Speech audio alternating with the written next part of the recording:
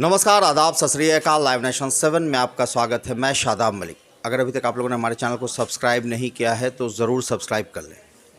NTPC CBT 1 जिसकी परीक्षा जुलाई अगस्त 2021 में पूरी हुई, लगभग 35,000 वैकेंसी थी, जिसके लिए 1 करोड़ 20 लाख के आसपास अभ्यर्थियों ने फॉर्म भरा था और इंतज़ार एक लंबे समय से था कि कब आएगा रिज़ल्ट। और ऐसे में रिज़ल्ट का एक्सपेक्टेड तारीख़ 15 जनवरी बोर्ड ने जारी कर दी है। और अब अभ्यर्थियों के लिए सीबीटी 2 की परीक्षा एक अहम बात है, क्योंकि जैसे ही सीबीटी 1 का रिज़ल्ट आएगा तो सीबीटी 2 के एक्सपेक्टेड डेट भी दे दिए गए हैं। और इस मुद्दे पर बात करने के लिए हमारे साथ मौजूद हैं द प्लेटफॉर्म कोचिंग के संस्थापक नवीन सर।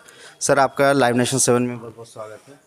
आपका भी बहुत स्वागत है। और लाइव नेशन 7 के सारे व्यूअर जो देख रहे हैं तो मेरी तरफ से उनको सादर प्रणाम। और जहाँ तक एनटीपीसी सीबीटी 2 का सवाल है तो लगभग 3.25 साल वैकेंसी की हुई और बच्चे समझिए कि एग्ज़ाम के रिज़ल्ट को लेकर के और एग्ज़ाम के डेट को लेकर के बहुत ज़्यादा स्ट्रगल किए। आप देखे होंगे कि लास्ट मोमेंट में डिजिटल प्रोटेस्ट रखा गया है और इतना व्यापक डिजिटल प्रोटेस्ट ये बच्चों का रहा, चूँकि सारे बच्चे परेशान थे। तो 71 लाख बच्चे उसमें ट्वीट किए और विश्व में दूसरा स्थान और इंडिया में 10 घंटे तक नंबर 1 पर रहा। और तभी हमको लगता है कि सरकार की नींद टूटी और एग्ज़ाम का रिजल्ट का डेट क्लियर किया गया है कि 15 जनवरी को रिजल्ट दे दिया जाएगा और 14 से 18 फरवरी के बीच एग्ज़ाम होना है। तो इस दृष्टिकोण से बहुत महत्वपूर्ण है। दूसरा क्या कि आप जैसे बताएं कि लगभग 1 करोड़ 20 लाख के अप्रॉक्स बच्चे थे, तो रियल में 1 करोड़ 20 लाख बच्चे उसमें थे। तो उसमें अब ये देखना है कि जो 35,200 के लगभग सीट है, इसमें 20 गुना रिजल्ट दिया जाना है, तो करीब 7 लाख रिजल्ट दिया जाएगा। तो हम बच्चों से ये कहना चाहते हैं कि 7 लाख रिजल्ट कम नहीं होता है। और जो सीरियस स्टूडेंट हैं, जो सीरियसली तैयारी कर रहे हैं, उनको थोड़ा सा भी हतोत्साहित होने की ज़रूरत इसलिए भी नहीं है कि एक डेटा है कि किसी भी कंपटीशन में 30% ही मेन कंपटीटर होते हैं और 60-70% ऐसे बच्चे होते हैं कि इतने अधिक संख्या में फॉर्म निकली हुई है, चलो हम फॉर्म भर देते हैं। उनका पढ़ाई से लिंक टूट गया है, सिर्फ क्वालिफिकेशन उनके पास है या दूसरा तीसरा काम करने लगे हैं या फिर फॉर्म भी भर दिए हैं तो बहुत ज़्यादा सीरियस नहीं है। तो सीरियस स्टूडेंट की संख्या 30% ही है। और एवरेज अगर आप देखेंगे तो 1,20,000 में से करीब 50% बच्चों की उपस्थिति एग्जामिनेशन में रही। तो हम 1 करोड़ 20 लाख में से तो हम मान करके चलते हैं कि करीब 60 लाख के लगभग स्टूडेंट अपियर हुए होंगे।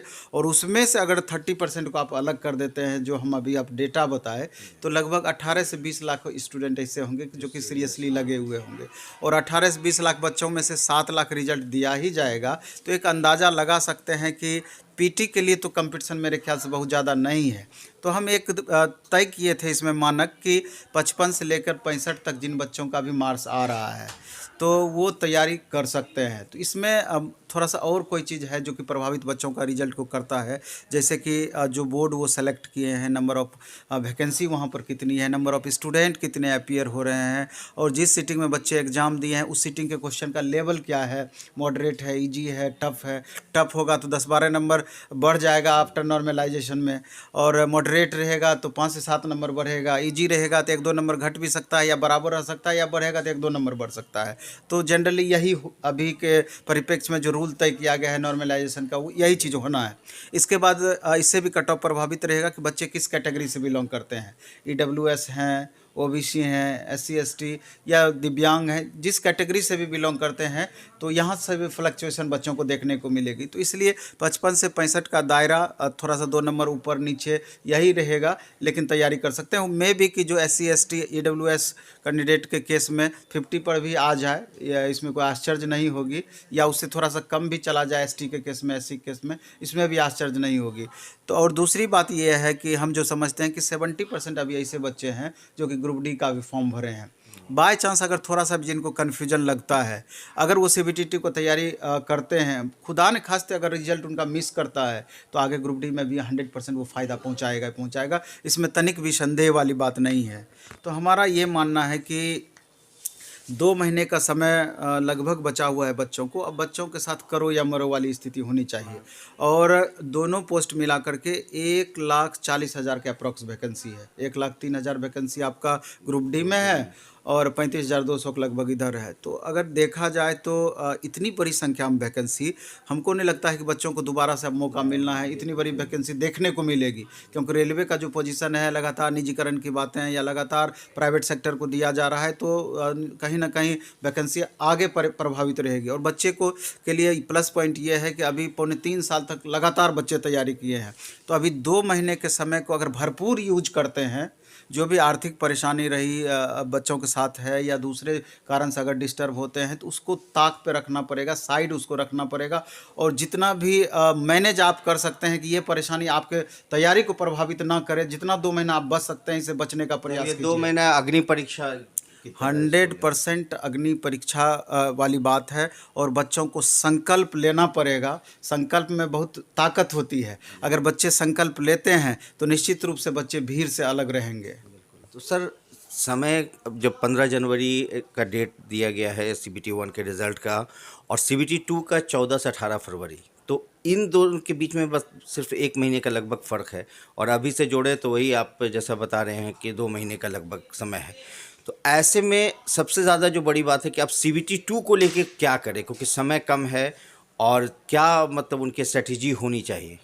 हम दोबारा से फिर से यही बात कहना चाहेंगे कि पीटी के रिजल्ट जो 15 फरवरी को आना है, तो बहुत ज़्यादा बच्चों को वेट उसका नहीं करना चाहिए कि हम रिजल्ट आएगा तो अपना तैयारी स्टार्ट करेंगे, रिजल्ट आएगा तो तैयारी का स्पीड हम अपना बढ़ाएंगे। मेरे ख्याल से ऐसा नहीं होना चाहिए, क्योंकि अभी का जो 2-3 महीना का समय है ना, आप देखिए NTPC CBT 2 का एग्ज़ाम है, जस्ट तुरंत बाद ग्रुप डी का एग्ज़ाम है। बहुत सारे जगह सारे बच्चे कॉमन हैं। अभी बिहार SI का एग्ज़ाम 26 दिसंबर को है। इसके बाद बिहार पुलिस का फिजिकल है, यूपी या अदर स्टेट लेवल का भी बहुत सारा एग्ज़ाम इसी बीच में है। तो इसलिए वेट नहीं करना है। लगभग सिलेबस कमोबेश सबका मिलता जुलता सिलेबस है, इसलिए एक तैयारी करेंगे तो उसका लाभ दूसरे जगह पर मिलेगा। यहाँ पर कोई तनिक भी अंतर नहीं है। तो लेकिन जैसे अभी आप पूछे कि बच्चों का क्या रणनीति होना चाहिए तैयारी का, तो मेरे ख्याल से नया चीज़ पढ़ने का बहुत ज़्यादा मेरे ख्याल से ज़रूरत नहीं है। हालांकि बच्चे का कैटेगरी भी पर्सन टू पर्सन वैरी करता है, अलग अलग है। उसमें बहुत सारे ऐसे बच्चे भी हो सकते हैं जिनका थोड़ा सा बीच में पढ़ाई से लिंक हटा हुआ हो। बहुत सारे ऐसे बच्चे होंगे कि लगातार तैयारी में लगे हुए हैं, तो जिनका लिंक टूटा हुआ है, जिनको अभी भी लगता है कि हमारे साथ परेशानियां हैं, हम प्रॉपर स्कोर नहीं कर पाते हैं, तो उनके लिए तो शॉर्ट टर्म में चाहिए तो एक बार प्रॉपर वे में आप अच्छे से रिवीजन कर लें। या कोई कोचिंग ट्यूशन अगर आप लाभ लेना चाहें, तो अगर आपको लगता है कि वो लाभ लेने से हमको फ़ायदा होगा तो वहाँ भी आप लाभ ले सकते हैं, क्योंकि अभी हर जगह यूट्यूब में हर जगह उपलब्ध है इस तरह का कोर्सेज। सीरीज वगैरह हम उसके बारे में भी हम चर्चा करेंगे। हम ये चीज़ कर रहे थे, टारगेट बेस से ये होता है कि कम समय में ट्यूटर के सानिध्य में रहकर, टीचर के सानिध्य में रह करके प्रॉपर वे में पूरा का पूरा आप रिविज़न कर लेते हैं। अंतर यही होता है। और ऐसा नहीं कि ये चीज़ आप खुद से नहीं कर सकते हैं, खुद से भी कर सकते हैं, लेकिन खुद से करने में क्या होता है कि जहाँ पर्टिकुलर प्रॉब्लम ज़्यादा होगा तो प्रॉब्लम वहाँ पर रह जाती है, तो ये अंतर होता है। तो दूसरा, खुद से करें या ट्यूटर के माध्यम से करें, जिन स्टूडेंट का छूटा हुआ है, लिंक टूटा हुआ है, उनके लिए। लेकिन जो लगातार तैयारी में लगे हुए हैं, जिनका तैयारी ऑलरेडी बेहतर है, उनको सिर्फ और सिर्फ प्रैक्टिस के माध्यम से अपनी तैयारी को मेंटेन रखना चाहिए। प्रैक्टिस में भी अगर इसको आप देखेंगे तो 2 तरह की बातें हो जाएगी। तो आखिर हम प्रैक्टिस किस चीज़ का करें? सिर्फ सेट से प्रैक्टिस करें, प्रीवियस ईयर क्वेश्चंस का प्रैक्टिस करें, सब्जेक्ट वाइज प्रैक्टिस करें, फुल सिलेबस का प्रैक्टिस करें, बहुत सारी बातें हैं। हमारा जो अपना अनुभव कहता है कि प्रीवियस ईयर क्वेश्चंस, खास करके मैथ में, रीजनिंग में, साइंस में, अगर मैथ रीजनिंग की बात हम करें, स्कोरर सब्जेक्ट है और मैक्सिमम मार्क्स का ये दोनों सब्जेक्ट से क्वेश्चन वहाँ रहना है। 70 नंबर का पूछेगा 120 में, CBT 2 में। तो मेरा ये मानना है, और देखा गया है कि मोर देन 90% क्वेश्चन का टाइप एग्जाम में आपका रिपीट करता है। जो प्रीवियस एग्जाम हुआ है, अभी NTPC CBT 1 का एग्जाम अभी हुआ है, उसके पहले ग्रुप डी का एग्जाम हुआ, कई सारे एग्जाम्स हुए हैं, ALP के हुए हैं, बहुत सारे एग्जाम्स हुए हैं। तो क्वेश्चन का टाइप वही रहना है, चूँकि ये भी एग्जाम TCS कंडक्ट करेगी, वो भी एग्जाम TCS कंडक्ट की है, तो बहुत ज़्यादा पैटर्न में तब्दीली नहीं होगा। तो अगर प्रीवियस ईयर क्वेश्चन 50 सेट ही अगर आप बनाएं 25 सेट ही बनाएं, लेकिन पूरा क्वेश्चन का कंसेप्ट को आप समझ पाएँ, पूरा कंसेप्ट को गेन कर पाएँ, जिससे कि अगर एक बार हम बना लिए तो इस टाइप का दोबारा से हमको क्वेश्चन पूछता है तो वहाँ पर गलती की संभावनाएं हमसे नहीं रहनी चाहिए। इस तरीके से आपको प्रैक्टिस करना चाहिए। अगर ऐसा आप प्रैक्टिस कर पाते हैं तो मेरे ख्याल से क्वेश्चन बिल्कुल ही आपसे नहीं छूटेगा, क्वेश्चन आपसे बनेगा ही बनेगा। क्वेश्चन एग्जाम में टकराने का ये मतलब नहीं होता है कि डिजिट बाय डिजिट लड़ेगा तभी आप कहेंगे क्वेश्चन हमारा टकराया। अगर पैटर्न भी सेम टाइप का पूछ रहा है तो इसका फ़ायदा भी बच्चों को मिलता ही है, मिलेगा ही मिलेगा। तो मैथ और रीजनिंग में एनालिटिकल रीजनिंग है, कुछ खास टॉपिक है, हमेशा बच्चों को परेशान करता है वो, तो उसका अधिक से अधिक आप प्रैक्टिस करें, उसके कंसेप्ट को आप समझने का प्रयास करें। तो मेरा ये मानना है कि मैथ और रीजनिंग का आप previous year set by set अच्छे से बनाते जाएँ, वो फ़ायदा करेगा। और साइंस में भी ऐसा आप कर सकते हैं। इसके अलावा आप चाहें तो सप्ताह में 2 टेस्ट 3 टेस्ट फुल सिलेबस का दें, 2 टेस्ट 3 टेस्ट। और जो फुल सिलेबस का टेस्ट आप बनाएं, अगर अधिक से अधिक बच्चों के बीच अगर आप टेस्ट देते हैं तो तुलनात्मक रूप से जज करने का आपको मौका मिलता है कि दूसरे बच्चों के रिस्पेक्ट में हमारा क्या परफॉर्मेंस है। अकेले आप बनाते हैं तो रियल एवोल्यूशन नहीं हो पाता है। जितना ही आप बनाते हैं 100% संतुष्ट फील करते हैं, शेर बनते हैं। जब वहाँ सवा शेर से पाला पड़ता है तब आपको पता चलता है कि नहीं कंपटीशन किस कदर है। तो मेरे ख्याल से सेट खुद से भी आप बनाएं, लेकिन 2-3 टेस्ट अगर संभव है तो ग्रुप मैक्सिमम बच्चों के ग्रुप में आप जाएं, वहाँ से तुलनात्मक रूप से जज करें।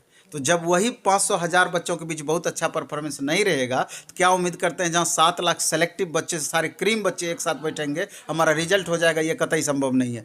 और दूसरा कि हम ये बताएं कि एक प्रैक्टिस सब्जेक्ट वाइज टेस्ट, दूसरा हम बताएं फुल सिलेबस का टेस्ट, तीसरा चीज़ है कि एक टारगेट भी आपका होना चाहिए कि 120 क्वेश्चन अगर हमारा पूछ रहा है तो 95 प्लस हमारा आना चाहिए।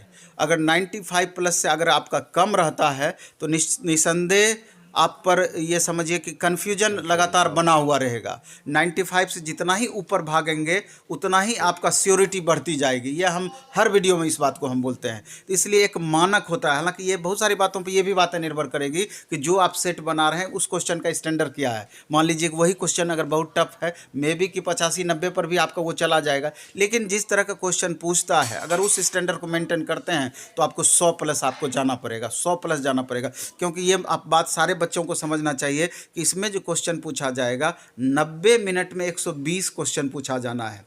पीटी में 90 मिनट में 100 क्वेश्चन पूछा गया था। तो स्वाभाविक है कि लगभग 45 सेकंड का समय एक क्वेश्चन पे बच्चों के पास रहेगा।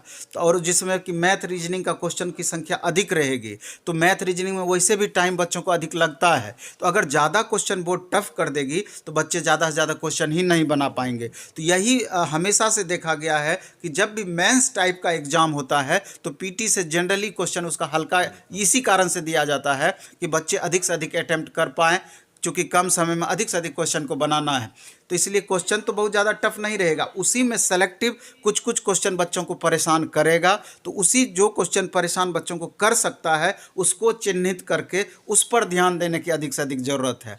मैथ में भी 7-8 क्वेश्चन एडवांस सेक्शन से रह सकता है और एडवांस में जनरली बच्चों को परेशानी रहती है।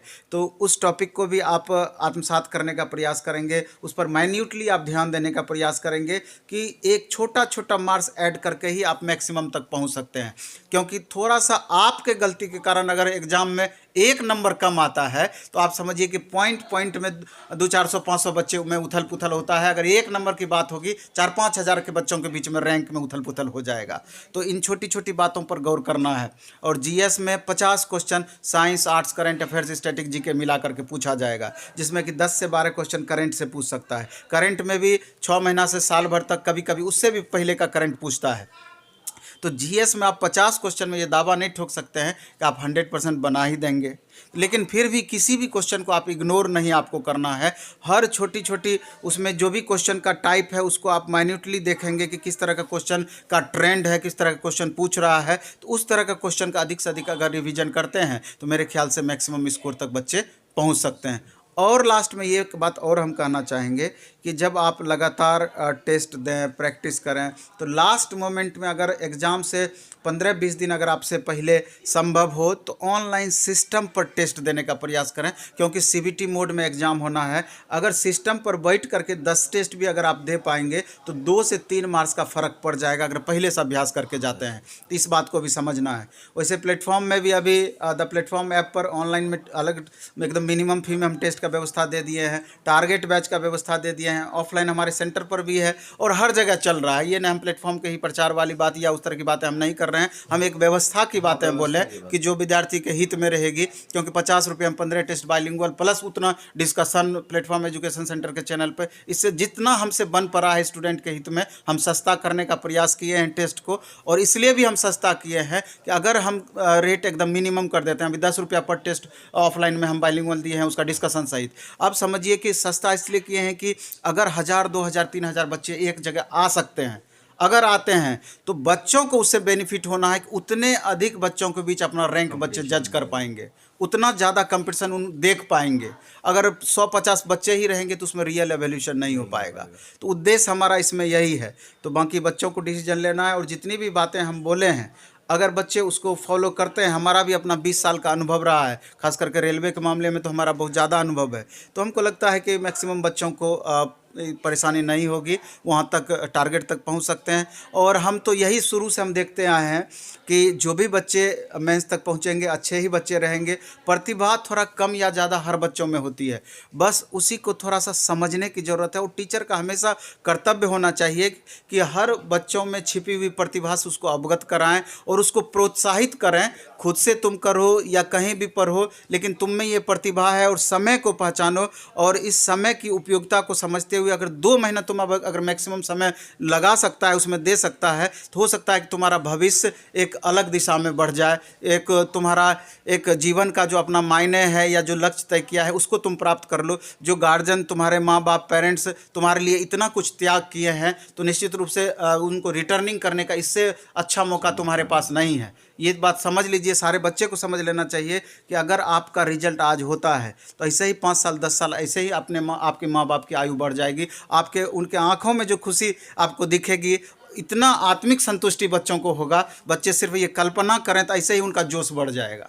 बिल्कुल सही बात है। तो सर ये एक बात सिर्फ मुझे पूछना था कि ऑनलाइन की जो आपने बात बोली सर, तो ऑनलाइन बच्चे घर बैठे कर सकते हैं, अपने कंप्यूटर सेट पे कर सकते हैं, या फिर उन्हें कहीं जाकर मतलब साइबर वगैरह में कुछ उसको लिंक मिल सकता है, क्या है? 2 तरह की बातें इसमें हैं। अब समझिए कि ये जो लॉकडाउन में जो देख रहे हैं यूट्यूब पर या ऑनलाइन ऐप पर जो इतना क्लास बढ़ा है, तो हम समझते हैं कि ये बच्चों के लिए भी एक तरीके से वरदान है। खास करके वैसे बच्चों के लिए वरदान है कि जो कि आर्थिक या अर्थ के अभाव के कारण पटना नहीं आ सकते थे, बाहर रह के तैयारी नहीं कर सकते थे। एक उनको सुविधा मिल गया कि अच्छे अच्छे टीचर से घर बैठे भी इसका वो लाभ ले सकते हैं।